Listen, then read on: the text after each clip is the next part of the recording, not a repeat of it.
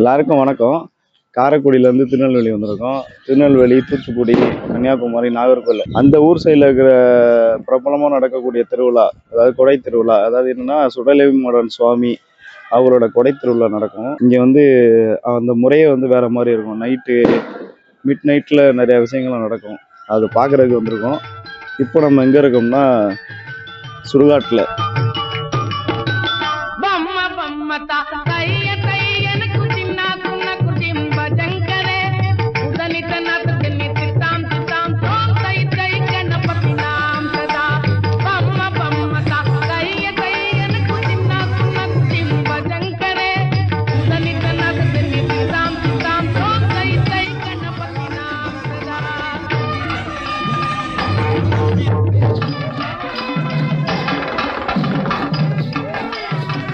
வரைக்கும் அமைதியாக போயிட்டு இருந்த திருவிழா இந்த ஒரு சடங்குக்கு அப்புறம் டோட்டலாகவே சேஞ்ச் ஆயிடுச்சு. இப்போ நம்ம எங்கே போயிட்டு இருக்கோம்னு பார்த்தீங்கன்னா, சுடுகாட்டுக்கு போயிட்டு இருக்கோம். ஸோ இப்போ மணி வந்து கரெக்டாக 1. சுடுகாட்டில் சில பூஜைகள்லாம் நடத்திட்டு இதுக்கப்புறம் கோவிலுக்கு போயிட்டு ரத்த பலி கொடுப்பாங்க. அதாவது ஒரு மனிதரோட ரத்தத்தை இன்னொரு மனிதர் குடிக்கிறது. வீடியோ தொடர்ந்து பார்த்துட்டே இருங்க, வாங்க போவோம். கூட்டமாக வந்தனால ஒன்றும் தெரியல, சுடுகாட்டில் பயம்லாம் இல்லை. ஏன்டா பச்சை போய் பேசுற, ஓப்பனா பேசுற. இங்கே சுடுகாட்டுக்கு எதுக்கு வந்திருக்காங்கன்னா, இதுக்கு முன்னாடி இருந்தவங்களோட ஆத்மா இங்கே இருக்கும். அவங்களுக்கு வழிபாடெல்லாம் செஞ்சுட்டு நேராக கோவிலுக்கு போயிடுவாங்க. கோயிலுக்கு வந்திருக்கோம். அந்த ரத்தம் கொடுக்கறதுக்கான பூஜையெல்லாம் ரெடி பண்ணிட்டாங்க. அந்த தலையில் தலைப்பாக கட்டி நிற்கிறதில்ல, அவர் தான் வந்து ரத்தம் கொடுக்க போகிறாரு.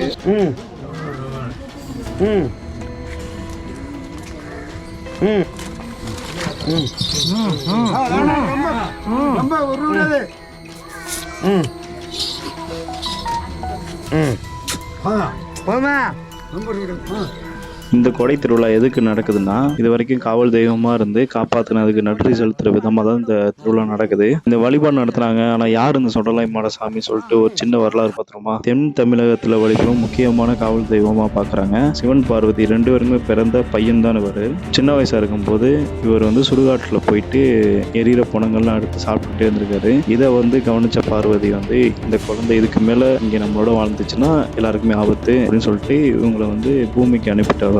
பூமியில வந்து கிராம மக்களையும் அதை சுத்தி உள்ளவங்களையும் தீய சக்திகளிடமிருந்து காப்பாற்றுவதற்காக காவல் தெய்வமா இருந்திருக்காரு. இவர் வந்து ஒரு குல தெய்வமாகவும் காவல் தெய்வமாகவும் வழிபட்டு இருக்காங்க. அதுக்காகவே இவருக்கு வந்து முக்கியமான விழா வந்து கொடை விழா நடக்கும். அதுலதான் கலந்துட்டு வந்திருக்கோம்.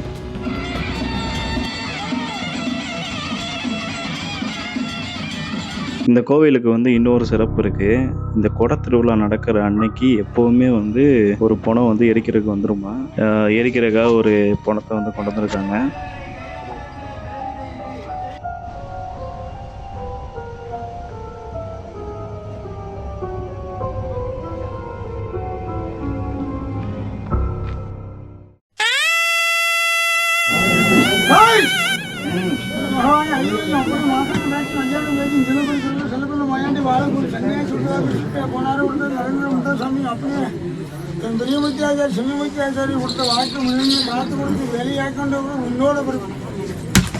இப்போ மணி பார்த்தீங்கன்னா கரெக்டாக 10 ஆகுது. சாம கூட ஸ்டார்ட் ஆகிடுச்சு. இப்போ வந்து சாமிக்கு வந்து படையல் போட ஆரம்பிச்சிட்டாங்க. படையல் போடு முடிச்சதுக்கப்புறம் சாமிக்கு வந்து ஆடு பலி கொடுப்பாங்க.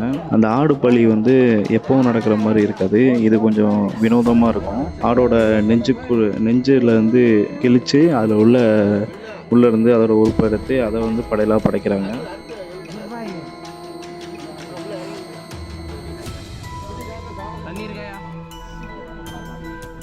இதெல்லாம் இங்கேருந்து பார்க்கும்போது எனக்கு எப்படி இருந்துச்சு தெரியுமா?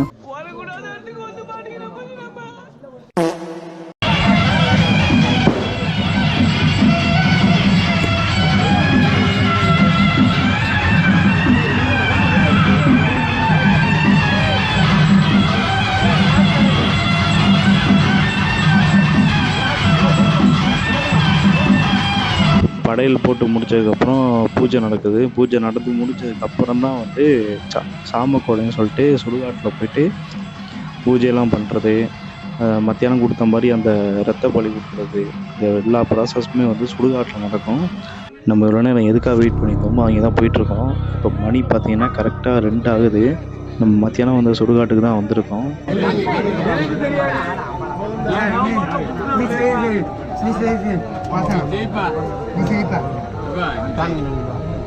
சாமி முன்னாடி எப்படி உள்ளாங்க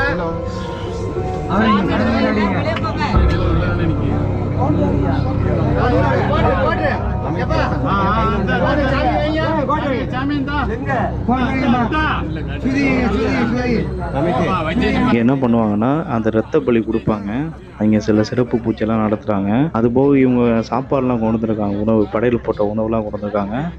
அங்கே நடந்து பூஜை முடிஞ்சதுக்கப்புறம் அந்த சாப்பாடுலாம் எடுத்துகிட்டு இவர் வருவார். வர வழியில் எல்லாருக்கும் எரிசோறு கொடுப்பாங்க. அது பேர் வந்து எரிசோறு கொடுக்குறது. தூக்கி வீசுகிற சாப்பாடு எதுவுமே கீழே விழுவாதான்.